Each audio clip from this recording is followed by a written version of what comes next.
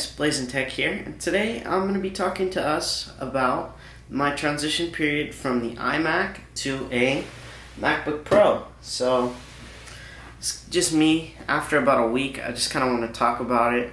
It's been a little more than a week, about 2 weeks.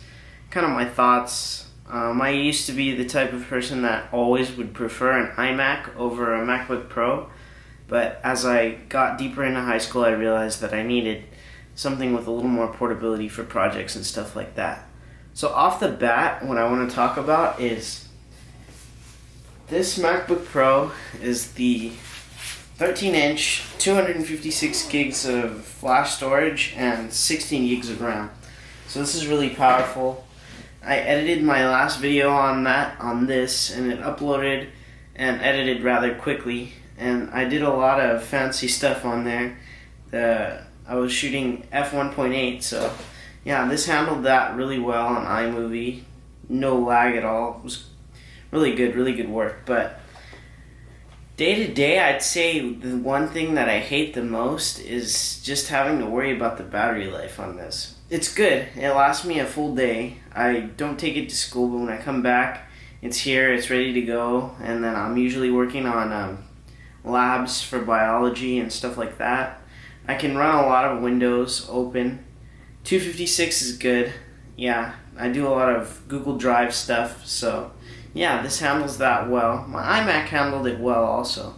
But off the bat, what I really want to touch on is the fact that my iMac did have a 1 terabyte SATA drive, and this is flash storage, so right off the bat, flash storage is going to be much faster, and that's what I like. I have fast boot time, fast data transfer.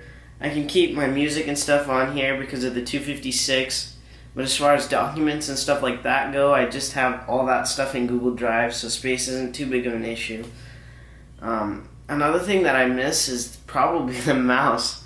For me, I've never really been a big fan of trackpads. With this, I'm getting used to it. It's really good. I've got that Force Touch trackpad, so I can adjust it to what I like. And yeah, it's pretty good. I like the trackpad, but I do miss the actual mouse. That's just me personally. The keyboard on here is actually really good. I like that. I like it a lot. I can go ahead and turn this on here so you can see how fast it boots up.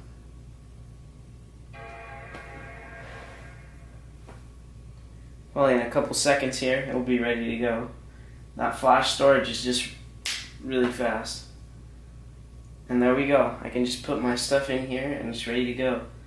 I don't really want to use it. I'm going to go ahead and shut it down. That's really fast too. Definitely fast.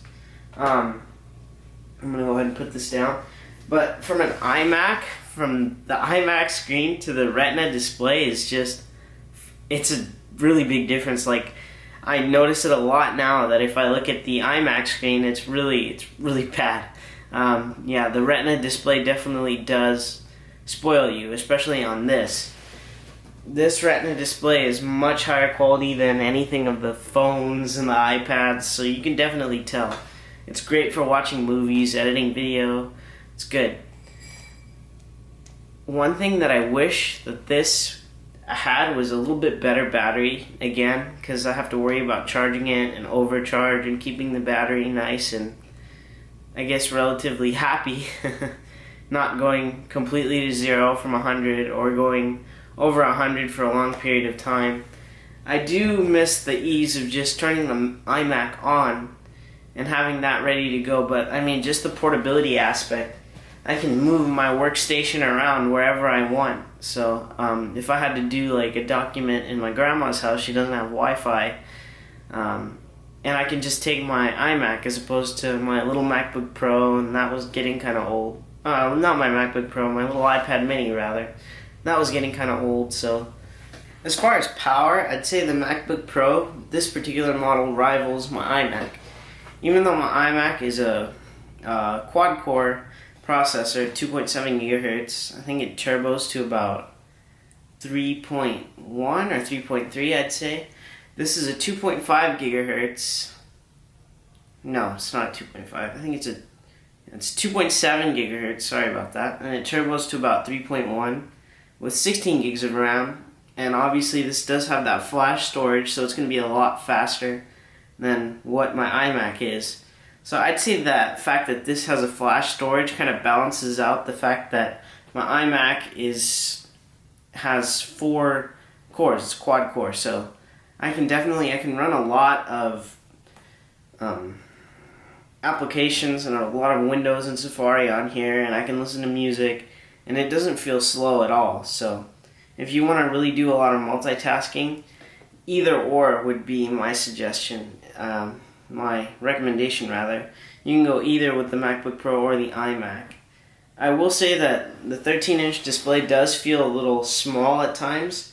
If you wanted to run like your Safari here and then like let's say I don't even know iBooks or something like that, or Maps right here, it does get a little iffy. Then you have to kind of like shrink and stuff like that. That gets kind of old. That's something that you didn't really have to worry about on my iMac.